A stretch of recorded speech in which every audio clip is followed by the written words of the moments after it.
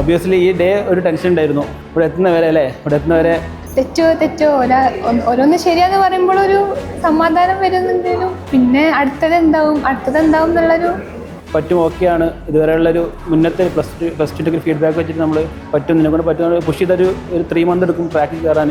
ആ രീതിയിൽ initially push ഉണ്ടായിരുന്നു. ഒരു ഡെയിലി 12-13 മണിക്കൂറൊക്കെ ഇരുന്ന് നമ്മൾ എന്താണ് അവിടെ കൊടുത്തത്, നമ്മൾ ഇൻവെസ്റ്റ് ചെയ്ത സാധനം അതിൻ്റെ ഓവറോൾ റിസൾട്ടായിട്ട് ഇപ്പം ഇന്ന് കിട്ടും. നമുക്ക് കിട്ടാത്ത ഒരുപാട് കാര്യങ്ങൾ ഡോപ്പർ ത്രൂ കിട്ടിയിട്ടുണ്ട്. അത് ജേണിയിൽ അവർക്ക് നല്ലൊരു റാങ്കിലേക്ക് എത്തിക്കാൻ വേണ്ടിയിട്ട് വളരെയധികം ഹെൽപ്പ് ചെയ്തിട്ടുണ്ട്. എന്നും ചെയ്യാനുള്ള പണി എന്നും ചെയ്യാം. നമ്മളിനി എത്ര ഔട്ടാണെങ്കിലും സ്ട്രെസ് ആണെങ്കിലും നമ്മൾ ചെയ്യാനുള്ളൊരു പണിയുണ്ട്. നമുക്ക് തരുന്ന സാധനം അന്നന്ന് ചെയ്യാനുള്ളത് അന്ന് ചെയ്തു പോവാം.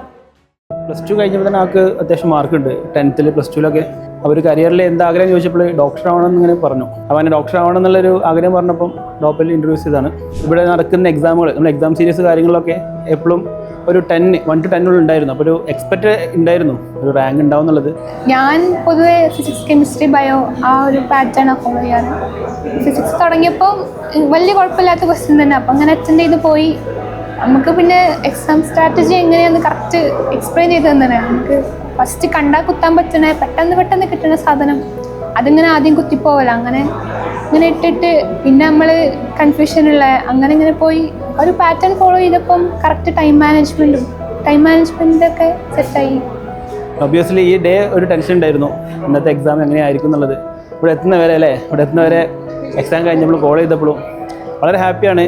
ഓവറോൾ കുഴപ്പമില്ലാത്ത പേപ്പർ തന്നെയായിരുന്നു. ഫിസിക്സോ ആയാലും ബയോളജിയിൽ പിന്നെ കുറച്ച് സ്റ്റേറ്റ്മെൻറ്റും കുറച്ച് നമ്മൾ അറ്റൻഷൻ നോക്കണ കുറച്ച് ടൈപ്പ് ക്വസ്റ്റ്യൻസ്.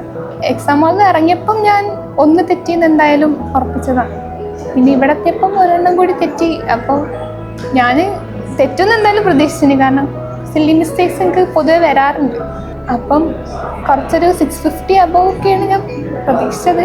പിന്നെ ഇവിടെ എത്തിയപ്പം 700 above. ആക്ച്വലി നമ്മളൊരു ഫാമിലിയിൽ, എൻ്റെ ഉപ്പയുടെ ഫാമിലിയിൽ ഫസ്റ്റ് ആയിട്ടുള്ള ഡോക്ടറാണ്. അപ്പോൾ അതിൻ്റെതായ എല്ലാ ഹാപ്പിനെസ്സും ഉണ്ട്. പിന്നെ ഇവിടെ റിക്വയർമെൻറ്റ് കാര്യങ്ങളൊക്കെ മീറ്റ് ചെയ്യാൻ വേണ്ടി പറ്റിയിരുന്നു. ഇപ്പോൾ ഫാമിലിയിൽ നിന്നാണെങ്കിലും നമുക്ക് എന്തൊക്കെയാണ് ഇവിടെ അറിയാമല്ലോ, നമുക്ക് എന്തൊക്കെയാണ് റിക്വയർമെൻറ്റ് വേണ്ടെന്നുള്ളത്. അതൊക്കെ 100% പറ്റുന്ന രീതിയിലല്ലേ ആവശ്യങ്ങളൊക്കെ മീറ്റ് ചെയ്യാൻ പറ്റിയിട്ടുണ്ട്. മെയിൻലി എൻ്റെ ഫാമിലി തന്നെ. ഫാമിലി എൻ്റെ കൂടെ അത്രയും സപ്പോർട്ട് ചെയ്ത് നിന്ന്. പിന്നെ ഡോപ്പ അവിടെ എൻ്റെ കൂടെ ഹോസ്റ്റലുണ്ടായിരുന്ന ഫ്രണ്ട്സ്, വാർഡൻസ്, കോർഡിനേറ്റേഴ്സ് എല്ലാവരോടും ഒരുപാട് താങ്ക്ഫുള്ളാണ്. നീറ്റിൻ്റെ പ്രിപ്പറേഷൻ തന്നെ കുറച്ചൊരു നമ്മുടെ സിസ്റ്റം നല്ല അടിപൊളിയാണ്. അപ്പോൾ അതിൽ പഠിക്കുന്ന ടൈമും കാര്യങ്ങളും കുറച്ച് കൂടുതലുണ്ടാവുമല്ലോ. അപ്പോൾ ആ ടൈം ഇനീഷ്യലി കുറച്ച് സ്ട്രഗിൾസ് ഉണ്ടായിരുന്നു. ഡെയിലി ഒരു 10 hours പഠിക്കാമെന്ന് പറയുന്നത്. അപ്പോൾ അതിലേക്ക് കോൺസ്റ്റൻ്റ് ആയിട്ടുള്ള കോഴ്സ് കാര്യങ്ങൾ വന്നപ്പോൾ നമ്മളതിൻ്റെ പറ്റും ഓക്കെയാണ്. ഇതുവരെയുള്ളൊരു മുന്നത്തെ പ്ലസ് ടു ഫീഡ്ബാക്ക് വെച്ചിട്ട് നമ്മൾ പറ്റും നിന്നെക്കൊണ്ട് പറ്റുന്ന പുഷ് ചെയ്തൊരു 3 month എടുക്കും ട്രാക്കിൽ കയറാൻ. ആ രീതിയിൽ ഇനീഷ്യലി പുഷ് ഉണ്ടായിരുന്നു. പിന്നെ ആളൊരു ഫ്ലോയിൽ ഇങ്ങനെ ആ ഒരു 3 month കഴിഞ്ഞപ്പം എനിക്ക് തോന്നുന്നത് ഇവിടുത്തെ സിസ്റ്റം കൂടെ തന്നെ ആയിരിക്കും. 10 മാസം നമ്മളിവിടെ ഇരുന്ന് ഒരു ഡെയിലി 12-13 മണിക്കൂറൊക്കെ ഇരുന്ന് നമ്മൾ എന്താണ് അവിടെ കൊടുത്തത്, നമ്മൾ ഇൻവെസ്റ്റ് ചെയ്ത സാധനം അതിൻ്റെ ഓവറോൾ റിസൾട്ടായിട്ട് ഇപ്പം ഇന്ന് കിട്ടും.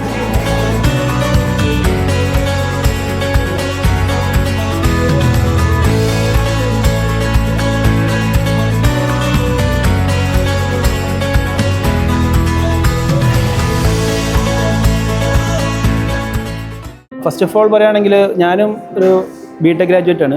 എൻട്രൻസ് പ്രിപ്പയർ ചെയ്തിട്ടുണ്ട്.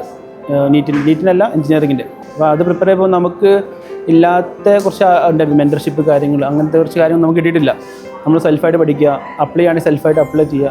അതിൻ്റെ ഒരു ഗൈഡൻസ് കാര്യങ്ങളൊന്നും ഉണ്ടാവില്ല. നമ്മളെന്ത് ചെയ്യുക, സിലബസ് വരും, അത് നമ്മൾ പഠിക്കുക എന്നുള്ളതായിരുന്നു. അപ്പാർട്ട് ഫ്രം ദാറ്റ് ഡോപ്പ് എടുക്കുക വരികയാണെങ്കിൽ കറക്റ്റായിട്ടുള്ള മെൻറ്റർഷിപ്പും ഗൈഡൻസും, ഡൗട്ട് വരുമ്പോൾ സപ്പോർട്ട് സിസ്റ്റം ടോട്ടലി. ഞാൻ ഇടയ്ക്കിടയ്ക്ക് ഇപ്പോൾ വീക്ക്ലി വൺസ് കോൾ ചെയ്യും. അപ്പോൾ ചോദിക്കാറുണ്ട് എന്തെങ്കിലും ഇഷ്യൂസ് ഉണ്ടോ. അല്ല അപ്പോൾ അങ്ങനെ വരുന്നുണ്ട്. അല്ല ആഷി സാറ് ലൈവിൽ ഉണ്ടായിരുന്നു, ലൈവിൽ കാര്യങ്ങൾ പറഞ്ഞിട്ടുണ്ടായിരുന്നു. അതുപോലെ നിഹാ സാർ വരാറുണ്ട്, മെൻറ്റേഴ്സ് വരാറുണ്ട്, സപ്പോർട്ട് ചെയ്യാറുണ്ട്. ഓവറോൾ അവരുടെ ജേണിയിൽ ഡോപ്പയുടെ സിസ്റ്റം വളരെ ഹെൽപ്ഫുൾ ആയിട്ടുണ്ട്. തുടക്കം മുതലേ ആഷിഖ് സാർ പറഞ്ഞു തരല് ഇങ്ങനെ തന്നെ ചെയ്യണം, നമ്മൾ ഫോളോ ചെയ്ത് പോകണം, നമ്മളെ ഹാബിറ്റാണ് അവിടെ വർക്കാവാന്ന്. അപ്പം നമ്മളൊരു ഹാബിറ്റും ഉണ്ടാക്കിയെടുത്തിട്ടുണ്ട്. അത് ഇതേപോലെ എന്നും ചെയ്യാനുള്ള പണി എന്നും ചെയ്യാം. നമ്മളിനി എത്ര ഔട്ടാണെങ്കിലും സ്ട്രെസ്ഡ് ആണെങ്കിലും നമ്മൾ ചെയ്യാനുള്ളൊരു പണിയുണ്ട്. നമുക്ക് ഡെയിലി ഒരു ഷെഡ്യൂൾ തരുന്നുണ്ട്, അതിനിങ്ങനെ ഫോളോ ചെയ്ത് പോയാൽ മതി. നമുക്ക് തന്നെ അങ്ങനെ ആലോചിച്ചെടുക്കേണ്ട ആവശ്യമില്ല. നമുക്ക് തരുന്ന സാധനം അന്നന്ന് ചെയ്യാനുള്ളത് അന്ന് ചെയ്തു പോവാം. ലാസ്റ്റ് നമുക്ക് അതിൻ്റെ ഒരു റിസൾട്ട് കിട്ടുന്നുള്ളത് ഉറപ്പാണ്. നമുക്ക് കിട്ടാത്ത ഒരുപാട് കാര്യങ്ങൾ ഡോപ്പർ ത്രൂ കിട്ടിയിട്ടുണ്ട്. അത് ജേണിയിൽ അവർക്ക് നല്ലൊരു റാങ്കിലേക്ക് എത്തിക്കാൻ വേണ്ടിയിട്ട് വളരെയധികം ഹെൽപ്പ് ചെയ്തിട്ടുണ്ട്. ഇപ്പോഴത്തെ മാർക്ക് വെച്ചിട്ട് കേരളത്തിൽ എന്തായാലും നല്ല മെഡിക്കൽ കോളേജ് തന്നെ കിട്ടാനുള്ള ചാൻസ് ഉണ്ട്. എയിംസ് ഡൽഹി എന്നുള്ളൊരു ഇതിലേക്കാണ് സ്വപ്നം കാണുന്നത്. ഇൻഷാ അല്ലാഹ് അതിലേക്ക് എത്താൻ വേണ്ടിയിട്ടുള്ള കാര്യങ്ങൾ ചെയ്യണം. എത്ര എന്നാണ് ആഗ്രഹം. ഇനി ബാക്കിയുള്ള റാങ്ക് കാര്യങ്ങൾ വന്നിട്ട് ആ കാര്യം ഡിസൈഡ് എന്നുള്ള കാൽക്കുലേറ്റ് ചെയ്തപ്പം 710 ആണ്. വേരിയേഷൻ 7. ഇനീഷ്യലി ആഗ്രഹം അതായിരുന്നു. പക്ഷേ മാർക്ക് വെച്ചപ്പോൾ അത് കിട്ടാനുള്ള ചാൻസ് ഉണ്ടെന്നുള്ള ഒരു തോട്ടുണ്ട്. എന്തായാലും എന്ത് ചെയ്യുക, അതിലേക്ക് എത്തട്ടെ എന്നുള്ളത്. റിസൾട്ടൊക്കെ വരുമ്പോൾ അതിലേക്ക് എത്താൻ വേണ്ടിയിട്ട്